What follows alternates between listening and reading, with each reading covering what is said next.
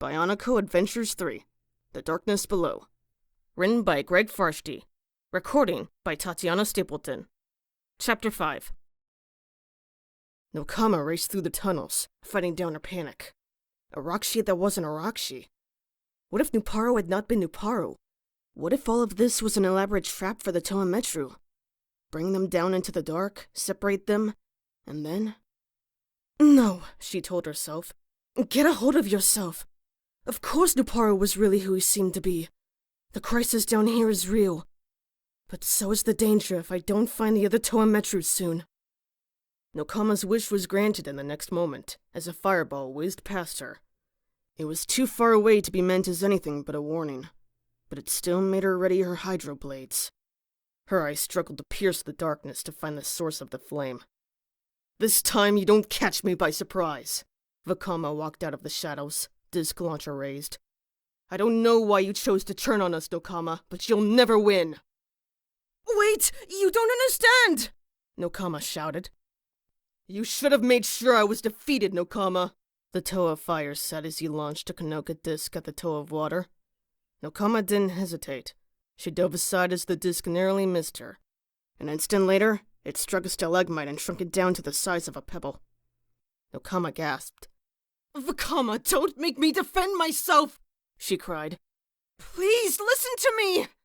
I'll be glad to, once I know you're wrapped up tight, the toe of fire answered. He bent down and placed his palm on the stone floor. Nokama's eyes widened as the rock began to glow red, the wave of heat heading right for her. That does it! Nokama said, launching herself into a flip. In midair, she hurled blasts of water at Vakama. Caught unawares, the toe of fire was swept off his feet and hit the ground hard. Nokama twisted her body and landed behind him. But Vakama was ready for her. Guessing correctly where she would land, he rolled and came up, launching another disc. This one found its target, and Nokama felt an awful weakness overtake her. She dropped to her knees, barely able to hold her tools aloft. The toe of fire got to his feet. Stay down, Nokama. Please. Nokama lifted her head and looked at Vakama. A horrible thought struck her. How could she know if this was really her friend? Maybe whatever impersonated the Rockshi was after her again. This time in the form of someone she trusted. If that was the case, she couldn't afford to lose the struggle. Who knew what this, whatever it was, might be planning for the other Toametru? Nokama struggled to draw on her elemental energies. If she could flood the tunnel, she could escape and warn the others. But she moved too slowly. Vakama had another disc ready and was about to launch. A sudden tremor rocked the tunnel. Rock rained down on the toe of fire, knocking him to the ground. Nokama looked past him to see the source.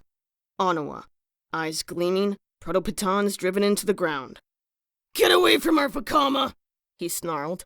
Time to put out your fire!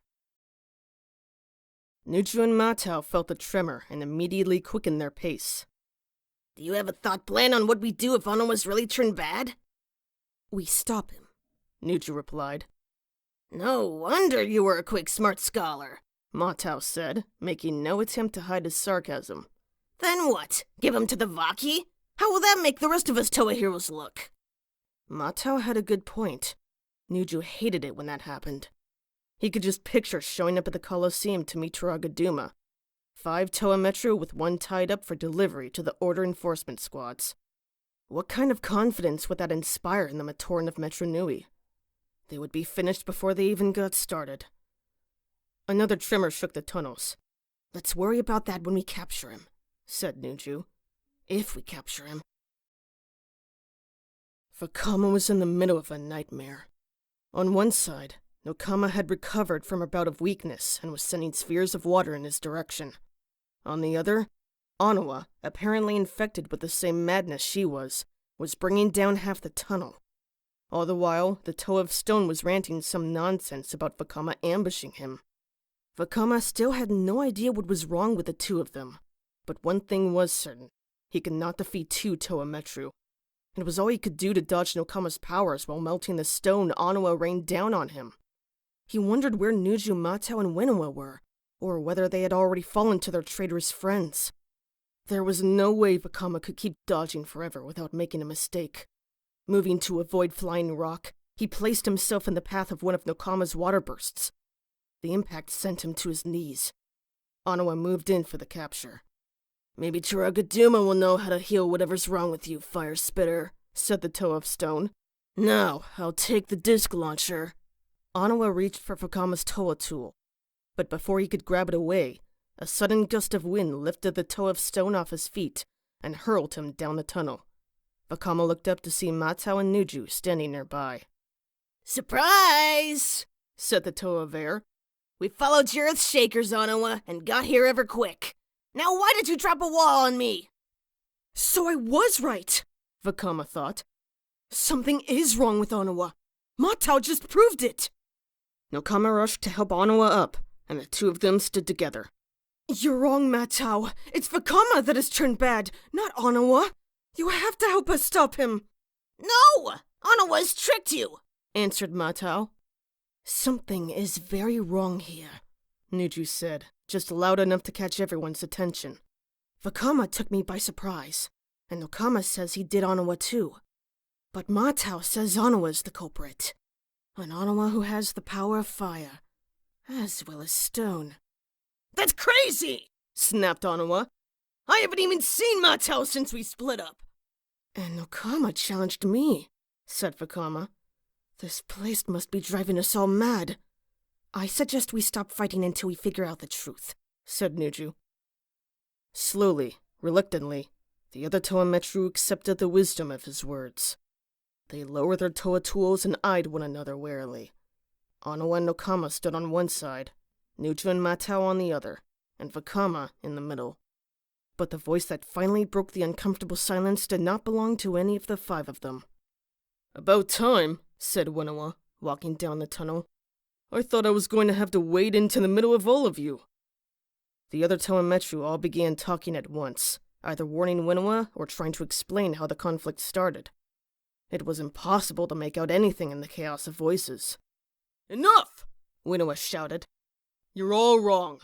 All of you were ambushed by another Toa Metru, and none of you were." "What are you talking about?" demanded Onawa. "I know what happened to me." Only Nokama seemed to understand.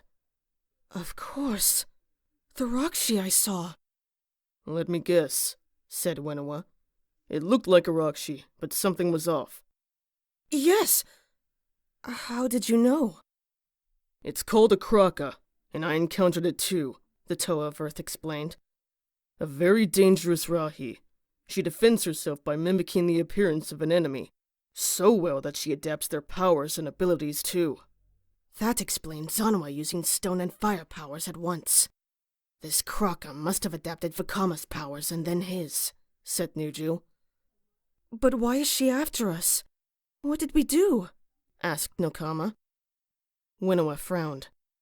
"This is her territory. We're intruders. Maybe she wants to drive us out." "So what do? Run back up to Metro Nui because this thing wants us too?" said Onawa. "What about the archives? What about the flooding?" Onawa didn't have an answer for that. It was Vakama who finally said, "We stick together from now on. That way we can't be taken by surprise." "That's quick smart," said Matao. "And maybe we should untrack this Kraka before we worry about the leak." "No!" said Onawa. "I think we need to get out now. You don't know what a Kraka is capable of." The Toa Metru looked at one another. It was Onawa's Metru, and they had planned on letting him take the lead. But Toa running from anything, for any reason, felt wrong. Nuju put their feelings into words, saying, "Are we going to the Colosseum then? Or fleeing to it?" Nokama looked at Vakama, thinking, "This is the time. Step up and be a leader. Make this decision." But Vakama didn't speak.